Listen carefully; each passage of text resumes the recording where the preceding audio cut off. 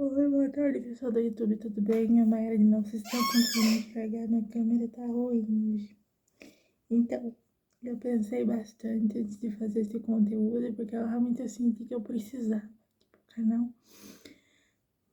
Vocês sabem, não vou ficar estendendo muito da minha vida pessoal, que meu maior sonho de verdade é ser mãe. E mesmo que solo, por enquanto, né? Então, tirando um pouquinho essa questão da deficiência, e eu estudei um bom tempo da minha faculdade de pedagogia nisso, eu confesso que eu tô um pouquinho preocupada ultimamente, no sentido de que será que eu vou conseguir realmente acompanhar minha filha? Não digo no sentido emocional, mas no sentido da questão da coordenação motora, né? Do tipo assim, escreve a primeira letrinha, ela consegue fazer o A, o B, o C, essa questão de aprender o alfabeto, essa questão da coordenação fina, né, da escrita da letrinha de mão, da letrinha de forma. Por que que eu falo isso? Porque ultimamente, uma boa maioria dos pais, eu sei que, né, a gente sabe que a gente tem uma rotina cansativa, que a gente tem uma rotina de trabalho muito exaustiva, que às vezes pede mais de nós, que realmente a gente consegue dar como adulto, como pessoa, como indivíduo. Às vezes a pessoa tem uma determinada carga horária de trabalho, de serviço, e aquilo excede os limites dela às vezes. Então ela tem que se desdobrar para fazer várias coisas o possível, quase que o tempo inteiro. A gente sabe que cuidar de um filho, de uma filha hoje em dia não é fácil, eu não tô falando isso, né? E realmente não é uma tarefa para qualquer um, né? A pessoa tem que estar disposta a realmente querer fazer isso de coração, não como se fosse uma obrigação, apenas o trabalho dela, entende? Então, é isso que eu falo. Eu tô um pouco preocupada, não vou mentir, porque, né, a Charlotte é uma bebê muito especial para mim, e vai ser uma bebê muito especial para mim, né? O meu olhar de mãe difere do olhar das outras pessoas nesse sentido. Deixa eu tentar melhorar aqui as palavras para não falar besteira, né?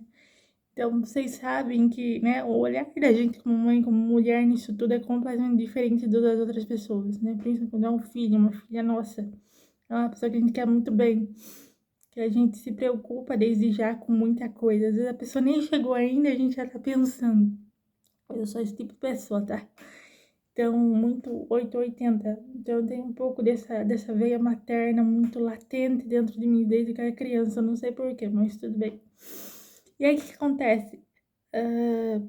Eu, quando criança, participei de muitas escolinhas, tipo maternal, berçário.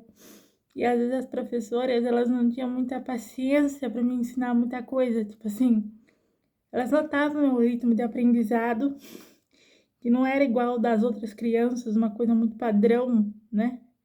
Então elas às vezes me davam um livrinho diferente lá, eu aprendi o ABC, a fazer as letrinhas, a tentar formar uma frase.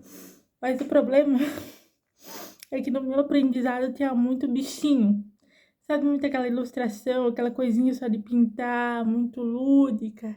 Não era vamos ver realmente, né? Porque elas tinham essa preocupação.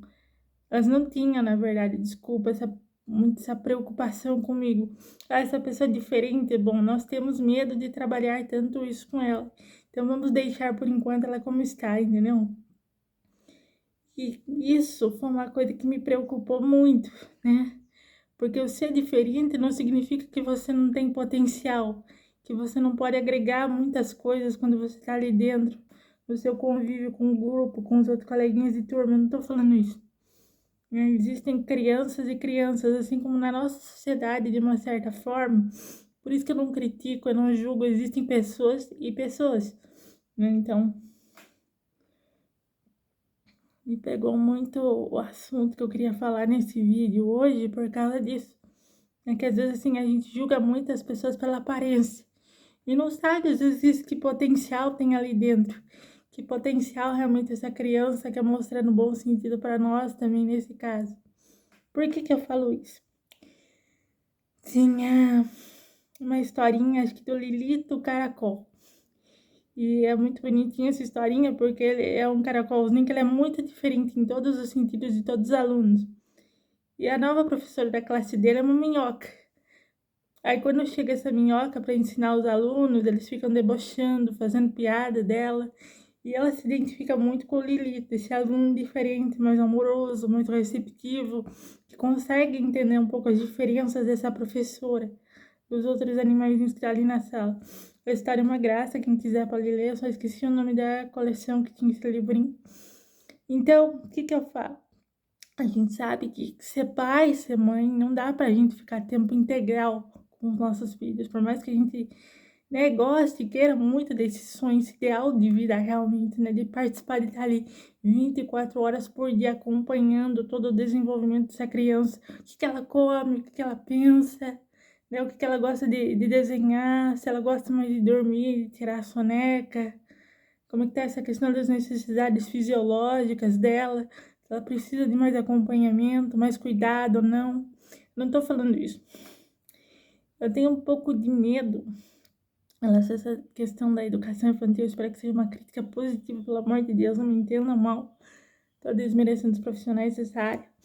Mas assim, se essa criança precisar de mais cuidado, gente, por favor, deem.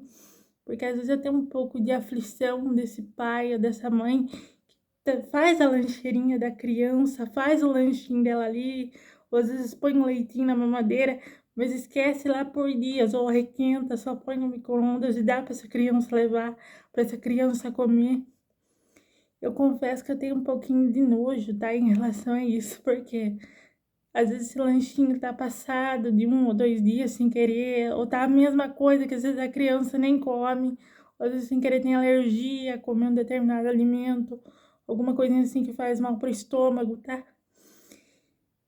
Então, eu já tô um pouco com as minhas orelhas de em pé de mamãe coruja em relação a isso, tá? De futura mamãe coruja, né? E se acontecer alguma coisinha no lanchinho da minha filha, eu vou olhar, isso vocês podem ter certeza. Porque assim, gente, nós precisamos cuidar daquilo que faz bem para nós, né? Se nós queremos ser cuidados, se nós esperamos isso dos outros como sociedade, quem dirá para os nossos filhos, para gerações futuras, tá? Então, eu tô falando isso no bom sentido porque é uma crítica construtiva, tá? Eu pago os meus impostos, eu tenho que interagir com outras pessoas no meu ambiente de estudo, no meu ambiente de trabalho. Eu acho que isso é o mínimo, né? Que poderiam fazer por mim, pela minha casa, pela minha família, pelo resto de todos nós, não sei, né? Então, assim, eu fico desde já um pouquinho preocupada, junto com essa questão da alimentação, tá? Porque assim, de 0 a 1, 2 anos, a gente tem que dar muita fruta, muito mais papinha, líquido, coisinhas mais fáceis de mastigar, até porque eles estão no desenvolvimento dos dentinhos, aquela coisa e tal.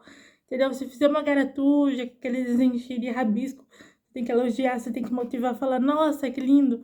Tenha paciência com essa criança, pelo amor de Deus, tá? Porque é os primeiros passos que ela tá dando com coordenação física, com coordenação motora, ela não vai ter o mesmo nível intelectual que o seu, pelo amor de Deus, né? Não tem nada a ver uma coisa com a outra.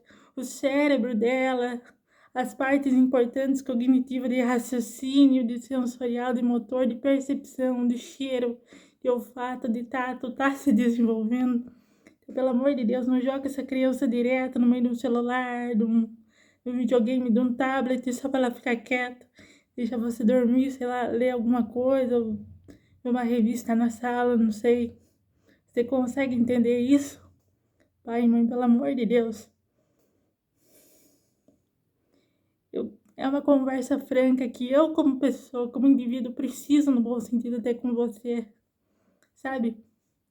Entenda, não adianta você pegar um conteúdo de 8º, de 9º ano e jogar na cara do seu filho e falar, tô, aprende. Não é assim. Ele vai dar com você enquanto ele estiver se desenvolvendo os primeiros níveis de aprendizado de matemática, de geografia, de língua portuguesa. Então, tipo assim, você tem que treinar muito a fala com ele, sabe assim? Aí ele vai tentar falar, então ajuda ele.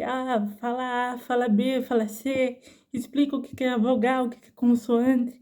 Depois você vai pro resto, sabe? Não adianta você jogar um mapa mundo, uma localização geográfica de tal país, de tal continente, que seu filho não vai entender. Se você não tiver paciência para sentar, para explicar para ele por que é importante ele aprender isso, que é o objetivo que tem, sabe? Custa, pelo amor de Deus.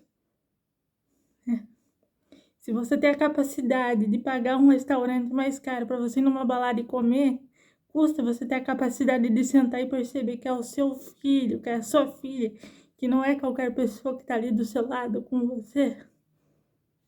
Então, eu preciso fazer isso, porque às vezes, nossa, eu tinha uma coisa tão esquisita quando eu era criança. Falava, meu Deus, sabe, assim, entendeu? Eu não tô ali de enfeite, eu não tô ali esperando só a hora do lanchinho pra comer, pra deitar e pra dormir quando tiver muito sol, que tá da hora do soninho. Meu filho, minha filha vai estar ali pra aprender alguma coisa, pra perceber que ele é importante estando ali no meio das outras crianças, entendeu? Isso custa. Então, eu fico muito preocupada com isso, gente, sério, porque não adianta a gente jogar a galinha pintadinha, jogar joguinho no celular, se essa criança não entender o quanto ela é importante para ela mesma e para nós também. Isso tudo, tá bom? Beijo, se cuidem.